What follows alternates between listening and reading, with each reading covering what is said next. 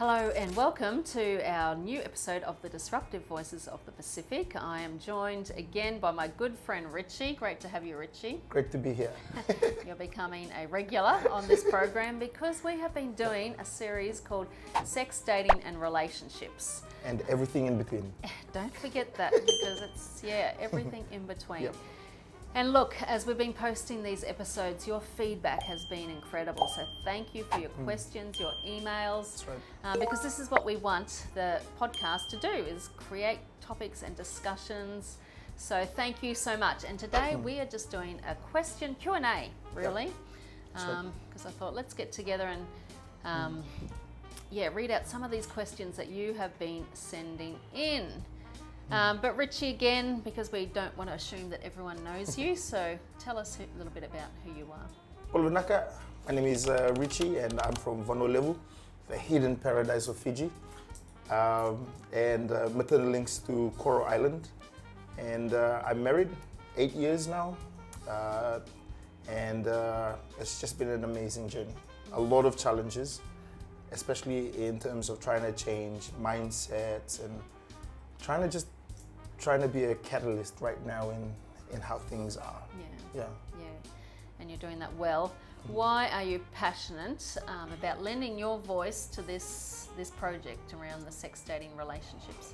Well, for me, I've grown up in a church, and I'm a PK, pastor's kid, and I'm grateful. My parents are amazing people, but there were things that were left out, things that I wish I had known earlier, or things that I would have been taught. And a lot of the times we could get so caught up with church and we could be so caught up with other things and we forget about what really matters. And unfortunately, I had to go through some of those things. My sisters went through it also, and it affected me so much. But growing up, I said to myself, I'm not going to let the next generation be affected by this. And I'm going to try and be the voice and at least help out with other voices that are trying to make a dent. Yeah. Thank you, and you're doing that great. So, look, I've had a bunch of questions come in that I'm going to ask Ritchie. Ritchie's got some to ask me. And the reason why I thought we needed to do a whole podcast on questions and answers is because this isn't just one person's question. Even though one person has messaged it to me, I hear these discussions often. So it's what we're discussing is hot topics that are mentioned out there. So my first question to you, Ritchie, is this woman wrote into me this week, young woman, and said, my boyfriend has been comparing me to other girls. Is that a red flag? Is that a problem? That is a big red flag. The moment someone, from my perspective, the moment someone starts comparing you with someone else, it means that they're not satisfied. So in other words, when they're with you, they're thinking of someone else. They're not happy, they're not content with what they have. And all of a sudden, definitely, they will start thinking, they will start wanting things outside of that relationship. In other words, if someone's comparing, that means that they are maybe they're not happy with what they have. And they're wanting other things. You know, they want their girl to be like that one, want to have, and it's, from my personal opinion, it's just not going to work. Yeah. Especially if you're comparing them to past girlfriends. Yeah, that's right. That's right. And to me, I guess it shows from a woman's point of view just his lack of social awareness. You know, if you want someone to change, comparing them to someone else, for a woman, that's really degrading. Yeah. I mean, for anyone it is. So, there's a few big red flags there. Yeah. And so I'd probably say, see you later. Yeah. That's right. And one of the things is that they're not only are they not happy about what they have, they will never be satisfied. You know, because what they're doing is they're also, I think it just goes to show that the guy is insecure also about himself, and he's just trying to find ways to be secure with himself. You know, but if someone's out there comparing, if you're watching and maybe your boyfriend's comparing you with the past relationship, I'd say, just say thank you so much and just end it. But then, you know, the sweet talk's going to happen and Oh, he's yeah. going to apologise It and is. it's never going to happen again. It and is, yeah. So what do you do? This is from my personal experiences, and I tell you, I was a sweet talker. I could imagine. And when things would happen, I would start saying things like, "Oh, you know, I apologize for saying that." And I tell you, they will keep apologizing over and over and over and over again. And I would say stuff like, "Oh, you know, I'm sorry, but I didn't mean to say that." And then I would say it over again, and then I'd say sorry again. But I tell you, guys are very good. I was a very good sweet talker. Yeah.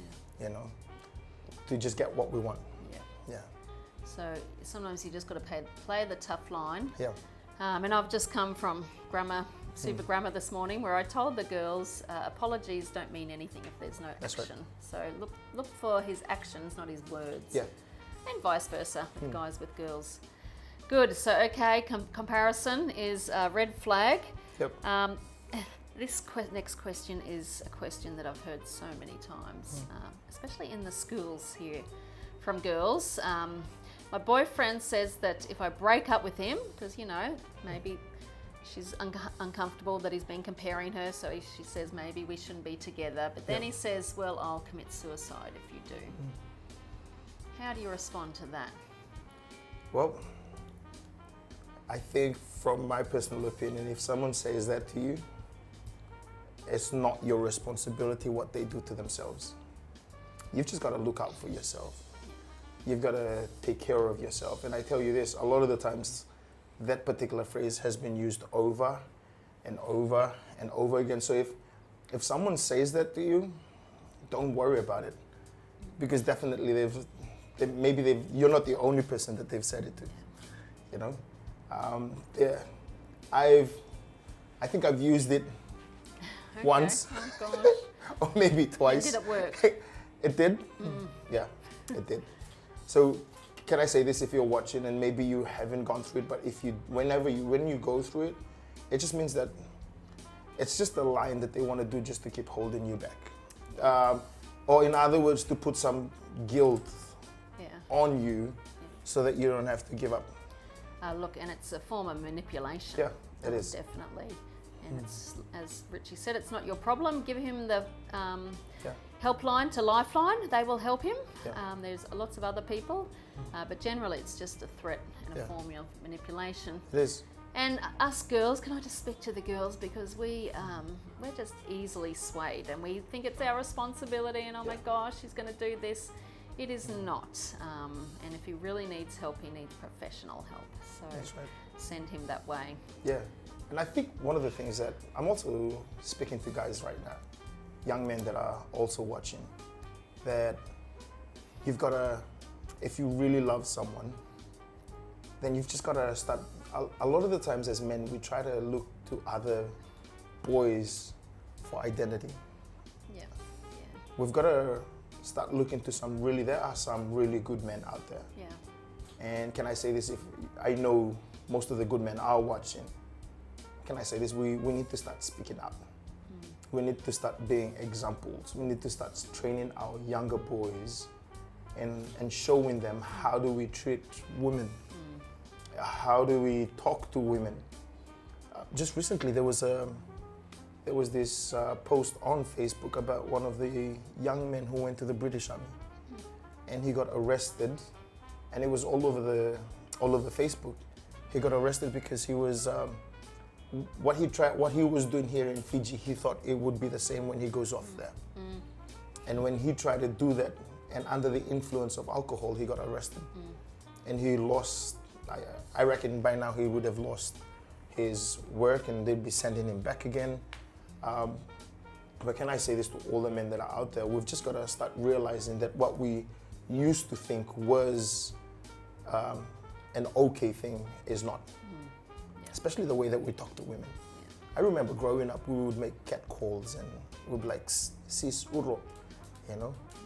But now it's uncomfortable. it's just not what we say ons. Yeah.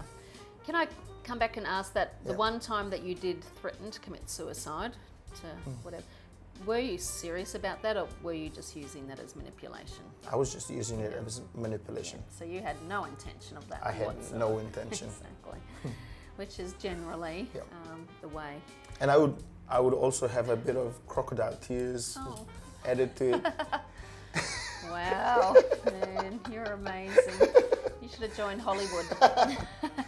But seriously, can I say this to the young ladies that are out there? Do not fall for those kind of things. You know? But if there's anyone that wants to die for you, you just got to realize that someone's already died for you. Yeah, that's your comeback. Good. All right, let's move on. This next question. My boyfriend drinks a lot and gets drunk. This makes me feel uneasy. Do you think I can change him? I've always said this to the people in church, that one, I'm trying to change myself. We can't change people around us, but you can change yourself. So she can't change, we can't change people. Yeah. The only person that we can change is ourselves. Yeah. And it starts with us. Yeah. Yeah. But again, he's going to say, I need you, baby, Yeah. to get through this. I can't do it without you. Yeah. And that's also manipulation at its best. Exactly. Yeah. And as I tell the girls at Grammar today, I said, well, if he says he loves you like he does, you just say, I'm going to give you 6 months break. Yep. Go and sort yourself out, and Yep. I'll be here when you're finished. And That's that will again be a true determination of whether he really loves That's you. right. And just as you said it before, that we shouldn't try and look at what we're saying, or maybe try and hear what they're saying. Look at their actions. Because I bet by the time they would say, oh, I need you, then you just got to look back and say, nah, you've said this already. Yeah, You know, exactly. the first time it happened, there was no change. And maybe you should just check. Maybe you've been together for 6 months. Has there been any change? Yeah. Sometimes you've been together for about 2 years and still there's no change. No change. Yeah. And also, how are you feeling? Are you feeling good about, does this relationship build you up? Does it make you feel better? Do you feel peaceful? Or do you feel worse when you're around him? That's quite often an indicator. I did hear a guy say, well, this is just a drinking phase. I'm at university, it's just a phase. I'm just experimenting, I'll pass through it. Yeah. Does that happen? Or if you're always a heavy drinker? Well, whatever phase it is, but like what you said, are you growing in that relationship? Because in every relationship, it's both parties have to be growing from it. Both parties have to be benefited from it. Not just one person, but both. Yeah.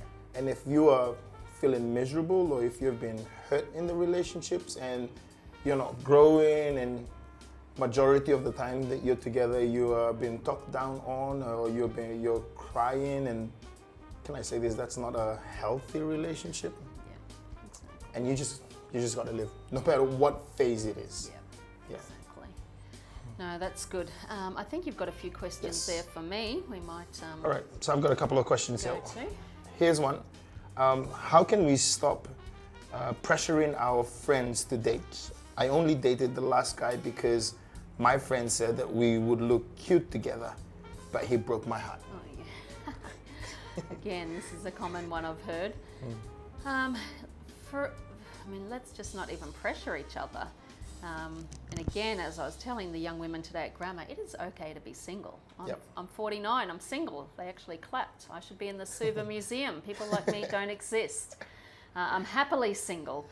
And so it's, first of all, there's nothing wrong with being single. Yep. If everyone else is dating, I've been bridesmaid 9 times. So I've been there, done it all. But again, it comes from a place of value and self-worth.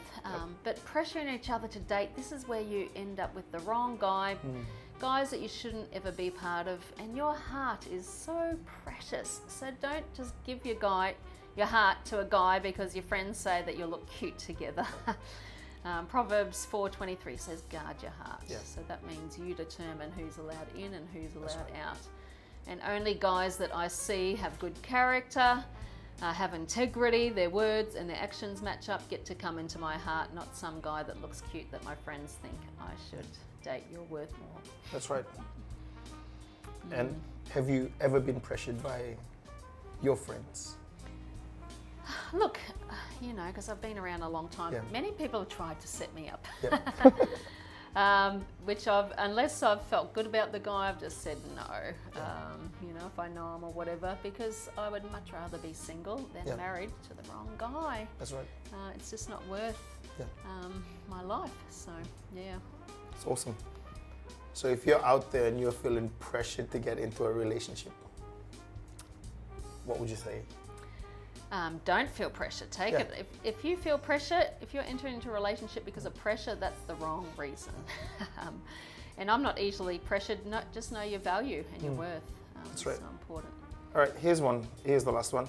I was abused by my cousin as a young girl and have never trusted men since. What should I do? Wow, that's a big one, and I'm sorry that that's happened to you. And it's really understandable. I've been working with teen girls for 25 years, and many girls hate men. Been working with sex workers, and they hate men. And it's a real shame because men are not the enemy here. What they do, and the sin is the problem, but firstly, the men are not the enemy. But I guess I'd encourage you, if something like this has happened, you need to find healing. Because abuse is kind of, it breaks who you are, doesn't it? Now, if I have a broken leg, I go to the doctor, I tell them what's wrong, and they begin to help me. And just like with abuse, it's broken your soul and your spirit to where you want to protect yourself now from danger, which in your eyes is men. But the problem with that is not all men are bad, and you don't want to block off the good men coming into your life. So I'd encourage you get some counselling, first of all, go on a journey of healing, but then find out where are the good men. Maybe there's some good men in your church. And just go, if they're married, ask, can I come for dinner once a week at your place? I need to hang around some good men so I can see that they can be trusted. So you've really got to intentionally seek healing. Otherwise, there's nothing worse than a bitter woman that hates men. and unfortunately, we attract the wrong ones for the rest of our life until we're healed. So there is good help. Our Disruptive Voices Pacific website has a list of counselling and places where you can go here in Fiji, so there is help. But yeah, let's not grow up hating men. Yep, that's right. Oh, now I have one more for you, Ritchie. I've saved the big one for last. It's a really short one. And again, you know, probably something that is never talked about over here. But this person has asked, is oral sex real sex? Like, you know how there's always a lot of teaching, especially in church. You've got to stay pure, be a virgin.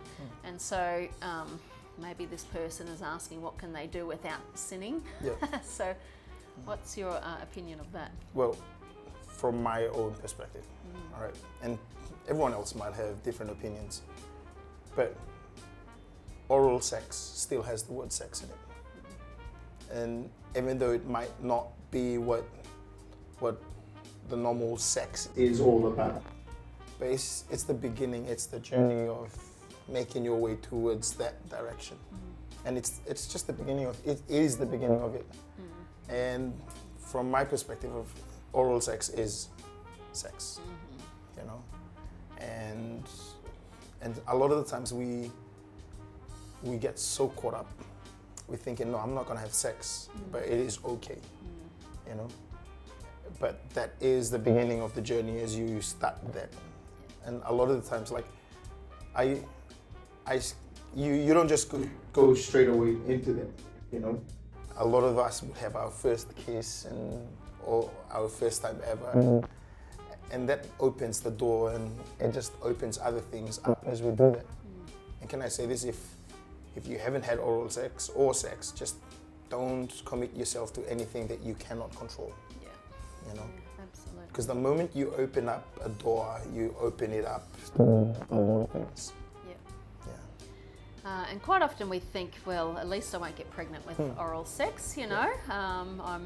I'm the worship leader, this is going to be good, I can still do things that feel good, but I won't get caught. Something that is not, well, is never told to us is that you can actually get throat cancer from oral sex because of the liquid that goes down your throat, which isn't meant to. And again, this is all researched out there. So, you know, there's still, dangerous things. So you've got to look at the fruit of it and what it produces, and it's not always good. So stay pure. That's Guard your hearts and save everything until there's a ring on it. And one of the things that I've always said to the youth is the best thing to do is wait.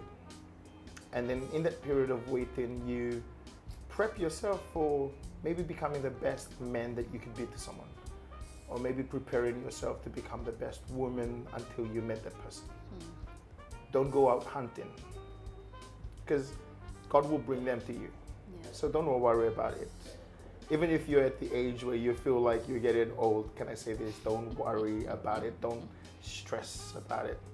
Don't compare yourself with other people, because we do that a lot. We do that a lot. We try to look at someone else's relationship and we say, oh, I wish I had that. Can I say this? My wife and I, we have a lot of times where we argue, and we have a lot of times where we're quiet. But when we are with others, we're smiling. You know, no relationship is a perfect relationship. There will always be some flaws and things in it. But please do not compare other people's relationship with your relationships. Yeah. No, brilliant. Well, our time is up, so thank you. I hope that these answers that we've given are helpful. Please go back and watch the other episodes. We did one on what is the purpose of sex. Ritchie and I did one on what happens if you've messed up, because, you know, we do mess up. We do go too far, but all is not lost. So thank you again, Ritchie. Really appreciate your voice, and we'll see you guys for another episode next week. Naka.